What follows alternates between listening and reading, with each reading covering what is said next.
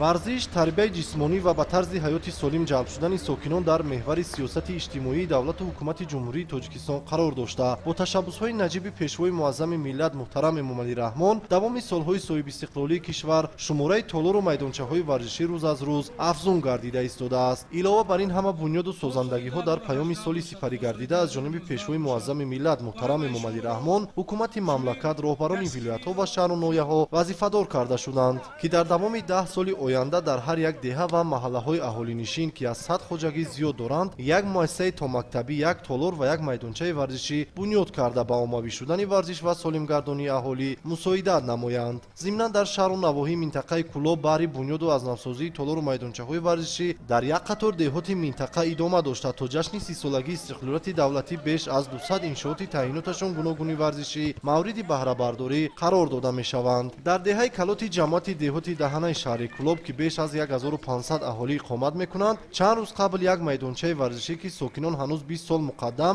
тариқи ҳашар дар як замини ботлоғзор бунёд карда буданд, ба замини кишту кори кишоварзӣ мубаддал гардонида шуда, лавозимоти варзишии дар ин майдонча насбшударо пароканда карданд. аслан ҳамин қисми поёни ҳамин замини ҳамин ҷои истодагӣ моя ботлоқ буд, ботлоғзор, ки дар он ҳеҷ имконияти ҳаракат кардану аз тараф ба он тараф гузаштан набуд. ҳамин бачаҳои деҳа аз солҳои 98-99 оби лойлиқа мондани ҳаминҷара замин карданд. зиёда аз 20 сола дар ҳамин майдонча обод кардан, стадион гуфта барои варзиш истифода мекарданд. тахминан талабаи мактаб дем синфҳои ҳаштумимон буд. ҳамин майдона ҷубор кандем, ботлоғзора ба майдон ташкил додем, тавассути ҳашар обод кардем. мо ки талабаи мактаб будем пешниҳод карданд мода ки ҳамиҷара мо ҳуҷҷат мекунем документ карда ба шумо пешниҳод мекунем ки майдончаи варзишам чи боқӣ бимонад.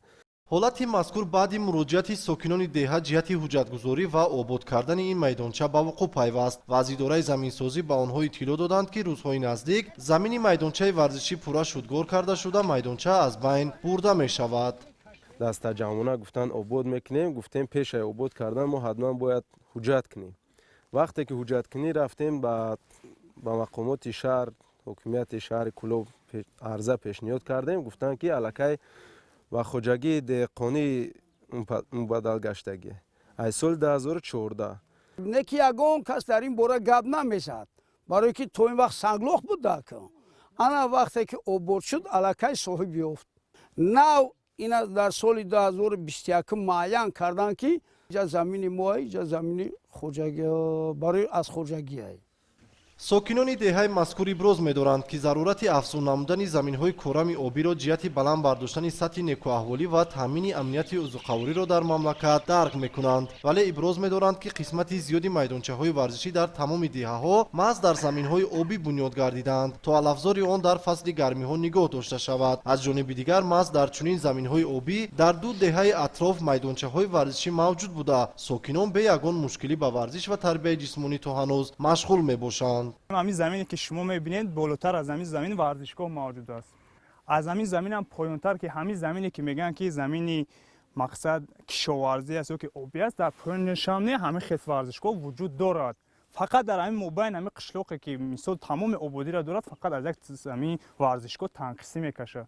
бо тасдиқи гуфтаҳои боло дар идораи заминсозии шаҳри Кӯлоб низ иттилоъ доданд, ки дар воқеъ аз соли 2000 то ин ҷониб ин мавзеъ ба сифати заминҳои ғайрикишоварзӣ тааллуқ дошт. бо сабаби мувофиқ гардонидани замин ба гардиши кишоварзӣ соли 2004 бо қарори раиси шаҳри Кӯлоб замини майдончаи варзишӣ ба хоҷагии деҳқонии Амирҷон вобаста шудааст. замини мазкур дар тарҳи 154 харитаи замин истифодабарии хоҷагии Сафаралӣ Амиршоев бо нашри 2000 ҷойгир мебошад. соли 2014 қитъаи замини мазкур ба хоҷагии деҳқонӣ табдил дода шудааст. дар асоси супоришҳои пешвои миллат муҳтарам эмомалӣ раҳмон ҳар як ваҷаб замин ба хусус заминҳои корам бояд оқилона истифода карда шавад. аз ин лиҳоз аз хоҷагидор талаб карда шуд ки қитъаи замини мазкурро ба гардиши кишоварӣ дарорад. ба ҳамагон маълум аст ки қисмати зиёди майдончаҳои варзишӣ дар деҳоти кишвар дар муассисаҳои таълимӣ мавҷуд аст ки сокинон баъди соатҳои дарсӣ ва дар рӯзҳои истироҳатӣ дар ин гуна майдончаҳо ва толорҳои варзишӣ ба машқу тамрин ва баргузории мусобиқаҳо ҷалб мешаванд. дар деҳаи калоти ҷамоати даҳанаи шаҳри Кӯлоб низ як муассисаи таълимӣ фаъолият мекунад ки солҳои 40-уми асри гузашта бунёд гардидааст. мутаассифона дар ин муассиса майдони футбол ва толори варзишӣ то ҳанӯз бунёд нашудааст ва дарсҳои тарбияи ҷисмонӣ танҳо дар як майдончаи волейбол мегузарад ки он ҳам ба талабот ҷавобгӯ нест.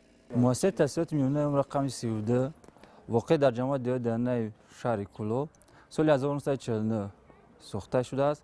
чуноне ки шумо мебинед, муассиса танҳо биноҳои барои таҳсил кардан, яъне симхонаҳои таълимӣ аст ва инчунин як майдонча барои бозии волейбол мавҷуд аст. ва аз соли 1940 то ин ҷониб ягон майдончаи варзишӣ набуд ва бо ташаббуси омӯзгорони фанни тарбияи ҷисмонӣ як майдончаи барои волейбол сохтанд ва инчунин толори варзишӣ ҳам вуҷуд надорад. баъди ошноӣ пайдо кардан бо вазъияти мазкур хостем бо масъулони ҷамоат суҳбат кунем, вале раиси ҷамоати даҳанаро дар утоқи корӣ наёфтем. ҳангоми занги телефон ӯ иқрор шуд ки дар ин мавзӯъ суҳбат намекунад, зеро сокинон аллакай ҷавобашонро аз ҳукумати шаҳри Кӯлоб гирифтаанд. худи сокинон иброз медоранд ки вобаста ба ин мушкилот ба ҳукумати шаҳри Кӯлоб муроҷиат намуда ҷавоби рад гирифтанд ва ба онҳо танҳо тавсия доданд ки дар заминҳои бекорхобидаи дигар мавзеъ майдончаи варзишӣ бунёд кунанд. мо вақте ки дар қабули раис шаҳр ҳама каса дастаҷамона дар омадем иштирок кардем, ба мо пешниҳод карданд ки аз заминҳои ғайри кишоварзӣ заминҳои ғайри кишоварзӣ дар мо вуҷуд дорад, мақсад маркази деҳа хеле дуртар ҷой гирад. барои обод кардани он маблағи зиёд дар корай. мақсад санг ҳамаи заминҳои ҳастанд ки сангозаминанд. мо ҳайрон мондем. мавзеъ пешниҳод намудаи мақомот ҷиҳати бунёди дигарбораи майдончаи варзишӣ сокинонро қонеъ карда наметавонад, зеро ин мавзеъ аз деҳоти калот дуртар ҷойгир буда барои бунёд заҳмату маблағҳои зиёд талаб мешавад. аммо саволи матраъ ин аст ки мушкилоти норасогии толору майдончаи варзишӣ барои сокинони ин деҳот кай ва чӣ гуна ҳал мешавад, вақт нишон хоҳад дод.